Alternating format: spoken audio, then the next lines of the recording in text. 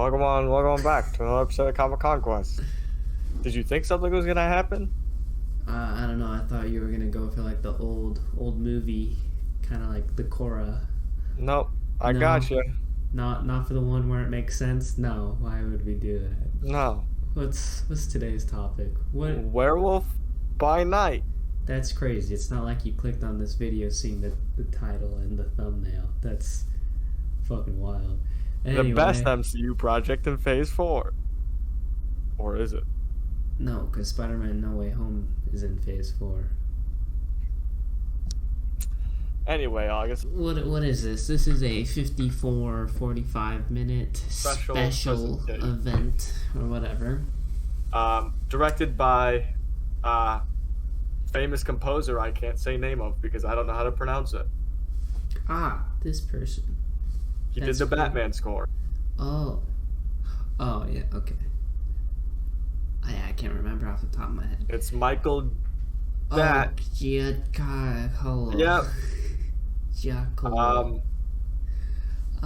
But yeah, no, this is crazy. This wasn't. I guess they're like, this isn't long enough to make into a series. This isn't long enough to make it to a movie.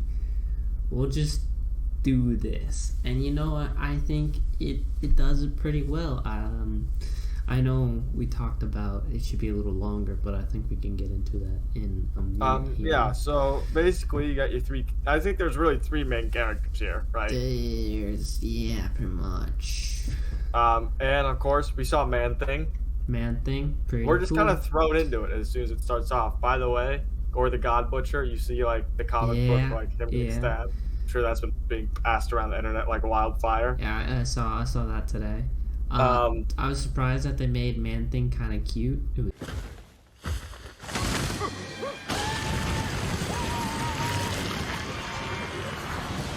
was odd. I was like, he's kind of adorable. I don't know I think why. that's a good option. Ted, you have a lovely name. And your friend is waiting for you. For them. And I mean, I'm not gonna spoil anything. I think you should go watch it. So like, just go watch it if you haven't seen it. Then come back to this if you want to. I don't care. Spoilers start Right now. Right now. Now spoilers. So Anyway, you had the story of Elsa Bloodstone. Elsa Bloodstone. And Ulysses Bloodstone and Man-Thing, Ted, and what's his Jack. werewolf? Jack. There you go. How did I forget that? It's not hard. It's not. And they just do this hunt thing for the Bloodstone. It's a little bit of a Hunger Games hunt. Whoever wins gets the Bloodstone, and we're introduced to all these characters as hunters. We're told their stats. We get the fucking stat card up. It's pretty epic. We get the 360. Pretty crazy for a movie based on old horror films, but yeah. So we get this kind of hint that Jack kind of kills a lot of people, but it's like, that's crazy because the other guy with the most kills is like 50 and Jack's at like 100. So it's like, whoa. But he seems so nice. And She says kills for everybody except him, where she says deaths. that's true. But Anyway, I mean, you could break. No, it doesn't make sense. You could break down every minute detail if you wanted, but the overall of the story is like that he's going there to save Man-Thing. All goes to shit. He gets caught. Man-Thing escapes. He works with Elsa. She wants the Bloodstone for her reasons, and they get caught. Zap, zap, zap. He's trapped, and they're like, "You're a monster." And he's like, "Well, fuck, you guys got me." He's Damn.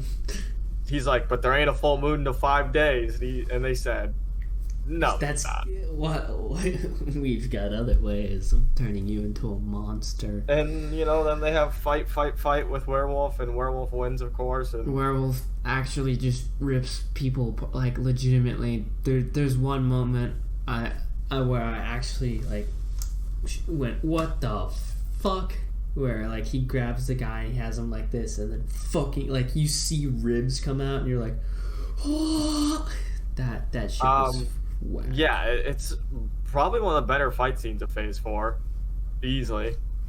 You got people. You had Elsa take a sword to someone's literal head. Yeah, there's some crazy moments, some gore in that. It's like what we wanted from Moonlight. I was about to say it, August, towards the end of this. Nope, saying it now. That's basically it.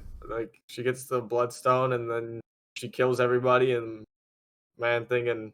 It's a super simple plot, but you know what? It's really enjoyable. It still feels like an MCU movie, but it also feels like it takes the right steps that fans have been asking for, which is just to fucking murder people in just terrible ways. It's just a super different direction, and I loved it. I was like, I enjoyed this a lot. My only issue is, I think Marvel should have bet more on this. You could feel like they were like or Disney specifically was like super unsure what the fuck they were gonna do with this. You could have made this a full 2-hour movie and fleshed out these characters. I think I would have loved it even more. Yeah, 100%. I mean, I don't think it's kind of cool that there is the mystery of like a couple of these characters. There's the first guy that dies. I'm like, is that guy a sorcerer? Because he looks like he has like sorcerer garbs on and shit. And I'm like, that's great, but like, I don't think we necessarily. Yeah, you could flesh out like the maze more. You could have extended a lot of it. Like there's definitely an idea for a full movie here, and it felt like it got neutered a bit because Disney didn't want to commit to what this was. They're like a horror film or a horror. And as August said, they obviously don't have that much issue with gore. If you have a werewolf ripping people in half, but in Moonlight the guy's literally slitting people's throats with moon-shaped knives, and nothing happened, and he's like stabbing. Like, he gets stabbed, he has actual spears through him, and he's like, nah, this is chill, bro. I mean, there's the argument. But this is in black and white, so I guess you could argue, like, it's in black and white, so you can't. And you can, they also kind of, I feel like the aesthetic choice to make some of the, like, when the dude's hand falls off, you're like, I know that's fake. Like, there's... Well, they went, I would argue they went pretty practical with a lot of stuff. They went really practical, which was really nice. Played off really well in their favor. Like, the werewolf suit looks really good. Like, that wasn't a CGI werewolf. That was just a dude in makeup and an outfit. Yeah.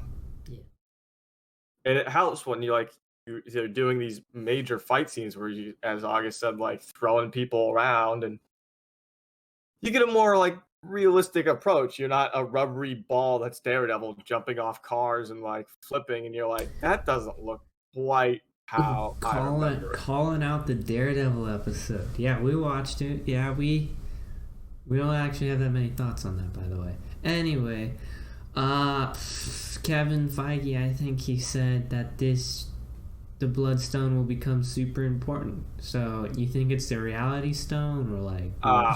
Okay. Well, that's just the dumbest thing I've ever heard. I know. Predictions, I guess, August. It's the source of Wanda's power. Jesus Christ. Elsa Bloodstone, and a lot of these characters that play in this like Man-Thing and Jack are supernatural characters, of course, like the supernatural aspect that they've been building out. I would argue Doctor Strange. They've been leading heavily into the magic as well as the multiverse. They've been establishing that as real. And I think you would say they might be setting up Midnight Suns or the Wand department of S.H.I.E.L.D. Is there a Wand department? Yep, WAND. Pop it up. Wow.